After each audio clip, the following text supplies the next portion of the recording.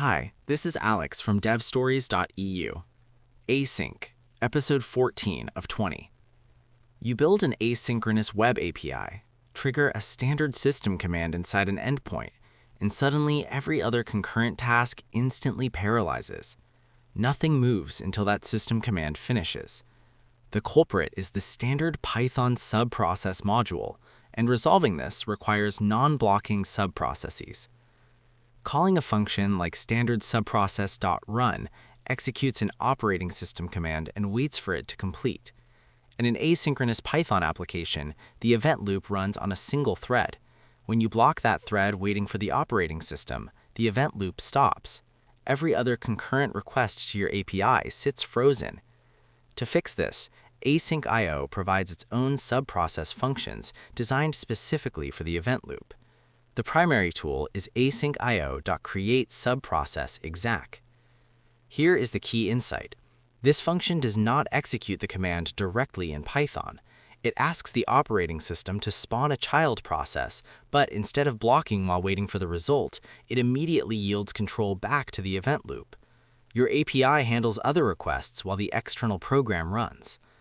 Take the scenario of a web API that converts video files using FFmpeg. You want to trigger the conversion and stream the output logs back to the user in real time. Inside your async endpoint, you call createSubprocessExec. You pass the program name, FFmpeg, followed by its arguments. To capture the logs, you tell the function to route the standard output and standard error to async.io pipes. The function returns an async.io process object. This object represents the running OS command and gives you asynchronous hooks to interact with it. Because you routed the outputs to pipes, the process object exposes them as asynchronous stream readers.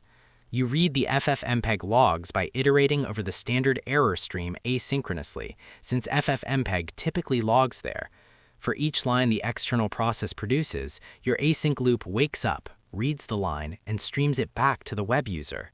While waiting for the next line, the Python event loop goes right back to serving other users. You get real-time log streaming without freezing the server. If you do not need to stream the output line by line, the process object also provides an async communicate method. You await communicate to send data to standard input and read all standard output and standard error data at once. This keeps the loop free until the external process finishes completely and returns the data. If you handled the streams manually, like in the FFmpeg example, you instead await the wait method on the process object to wait for the process to terminate and collect its exit code. The event loop does not care if the operating system is doing the actual computation. If your Python code waits synchronously for the OS to report back, your entire asynchronous application is dead in the water. That's all for this one. Thanks for listening and keep building.